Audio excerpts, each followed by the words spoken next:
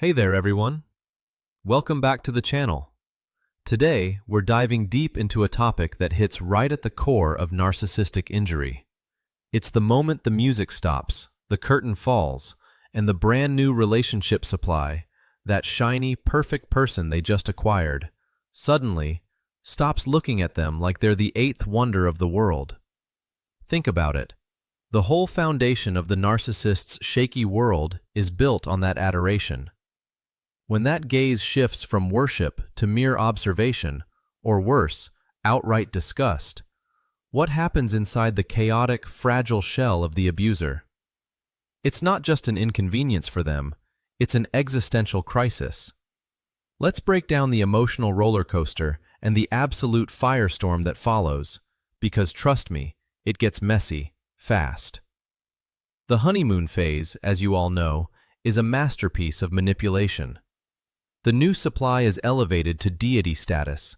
They are beautiful, intelligent, unique, and the narcissist acts like the luckiest person alive just to breathe the same air. This isn't real affection, though. It's a high-stakes performance designed to hook the new source of validation.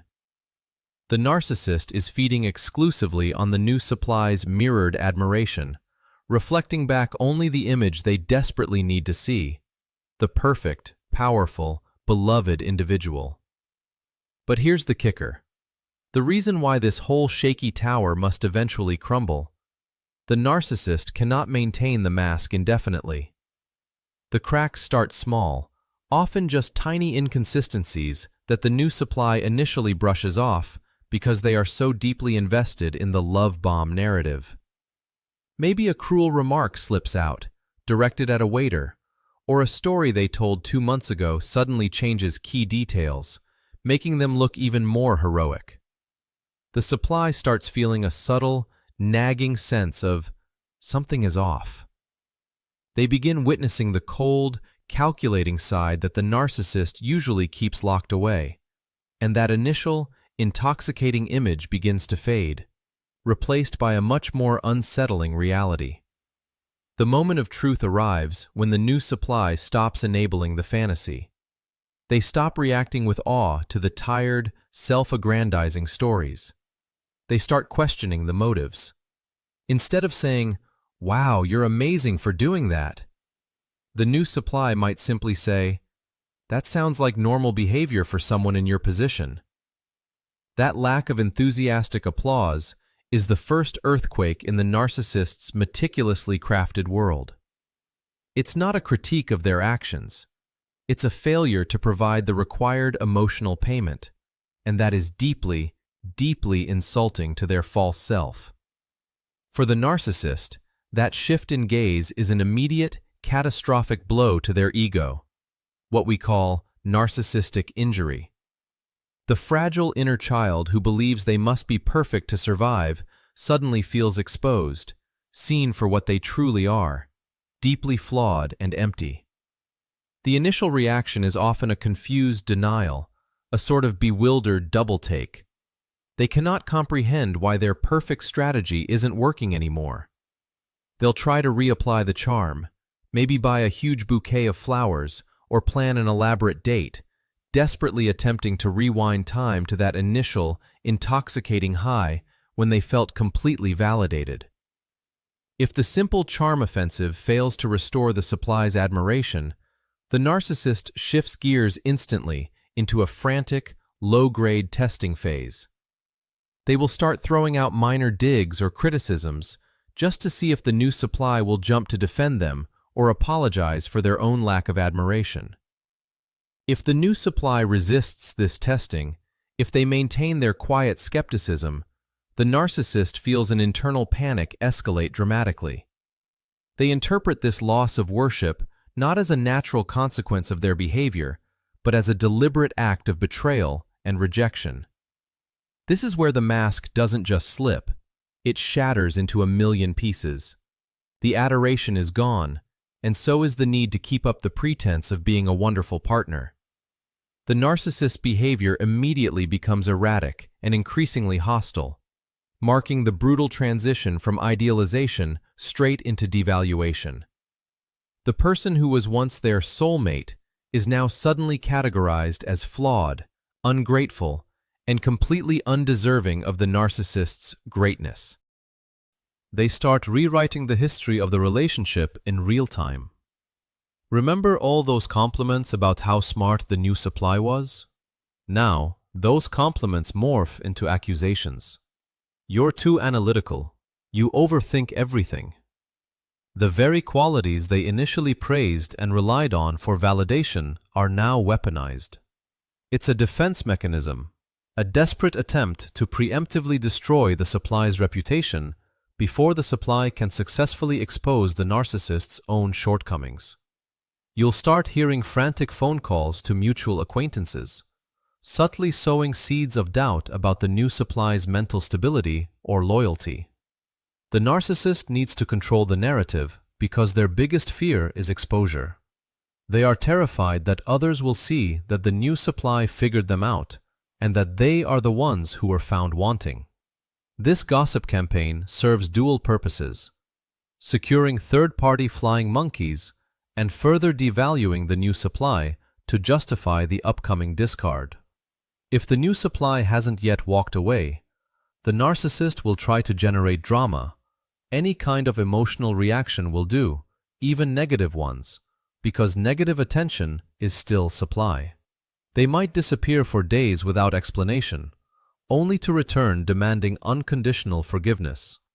They might suddenly accuse the supply of cheating based on zero evidence, simply to provoke a huge, tearful defense, which momentarily satisfies their need for intense emotional focus.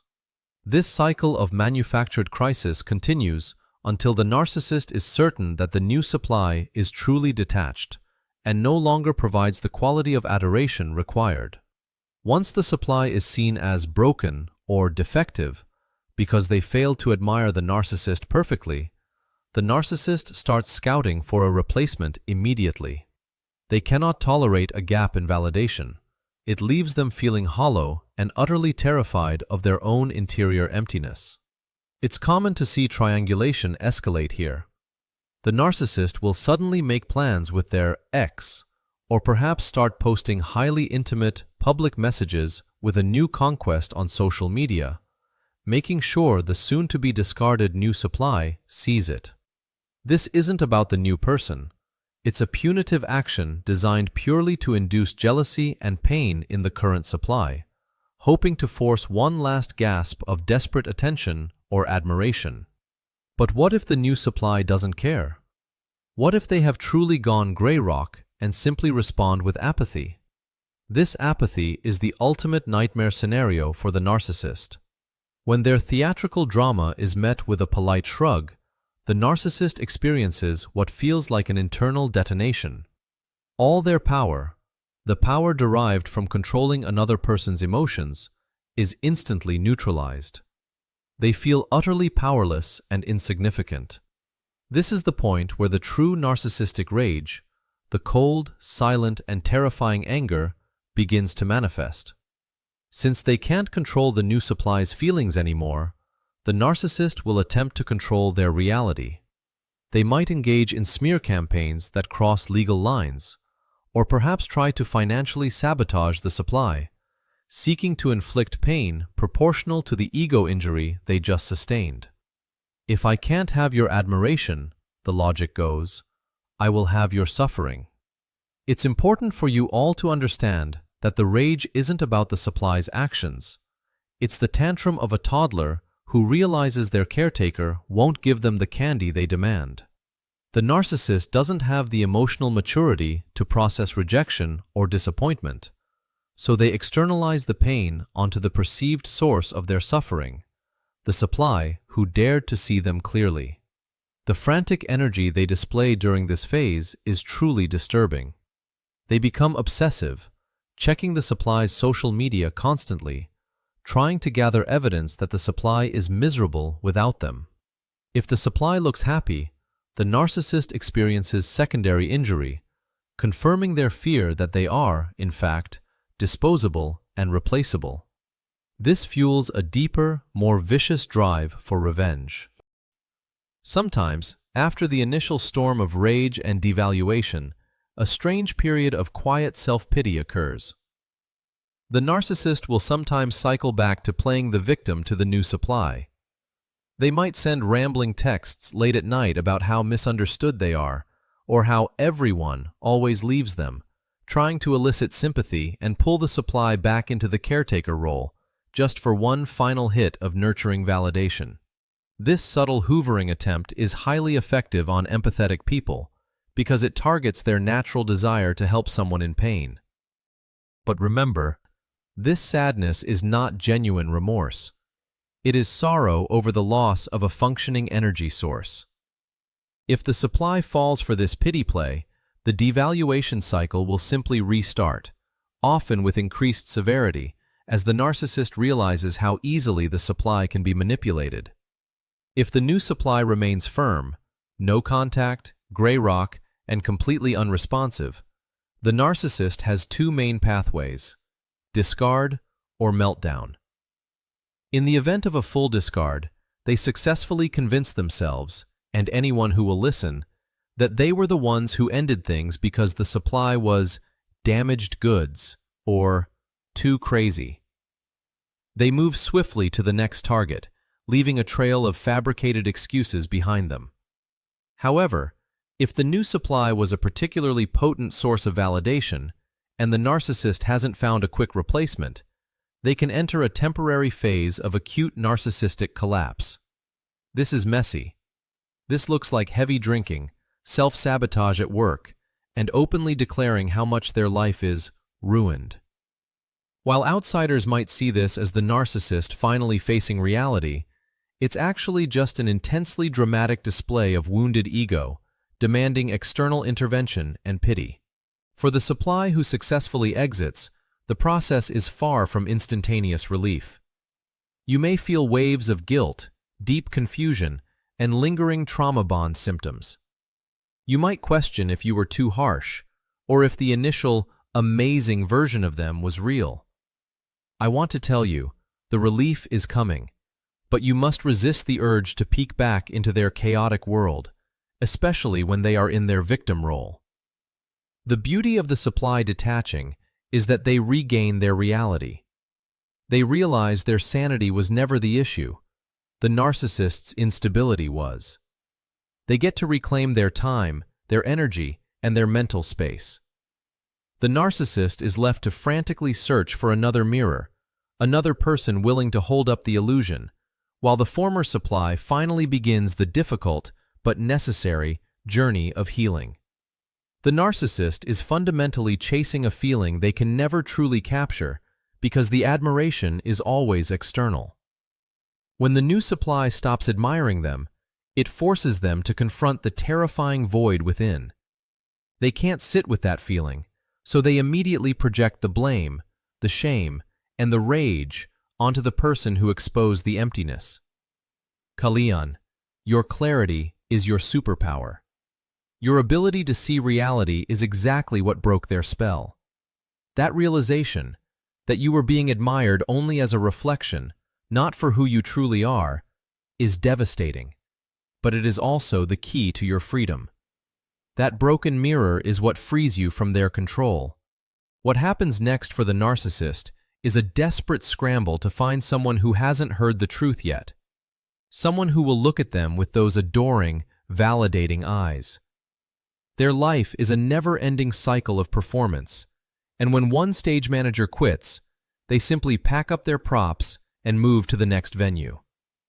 The most important takeaway for you, the survivors, is that their reaction, the rage, the smear campaign, the triangulation, is definitive proof that you successfully took back your power. You showed them that they couldn't control your perception, and that realization is the deepest injury they can sustain.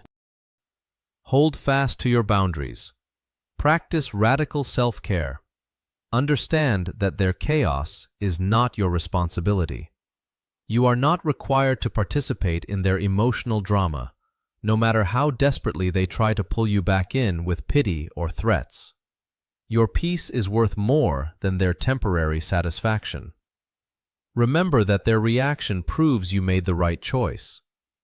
A healthy person respects distance. An abuser escalates the fight when they lose control. The bombastic chaos that follows the loss of new supply admiration is the sound of a very small, very frightened ego having a meltdown. So, when the mirror breaks and the narcissist goes into overdrive, know that you are witnessing the implosion of their false identity. It's painful to watch, but it signifies your liberation. Let them rage, let them scramble, let them find their next victim. Your job is to focus solely on your path forward. You have clarity, you have courage, and most importantly, you have freedom. Please use this difficult experience to cement your understanding of what genuine respect and love look like, so you can build relationships that are truly reciprocal and healthy in the future. Never doubt your worth just because someone tried to define it by their need for supply. You are valuable outside of their perception, and that truth is the ultimate endgame winner in this whole toxic dynamic. You are stronger than you realize. This journey of healing is hard, but you are absolutely not alone in it. There is an entire community dedicated to supporting you through the aftermath of these toxic entanglements. We are here, ready to help you process and move forward with dignity and strength. If this breakdown helped you understand the chaos and the tactics that follow when the narcissist loses their grip, please give this video a big thumbs up. I would love to read your stories and your insights in the comments section below. Tell me about the shift you noticed in their behavior. And if you want more deep dives into complex relationship dynamics, make sure you subscribe to the channel and share this video with anyone who might need to hear this message today. Stay strong, stay safe, and I will see you all in the next video.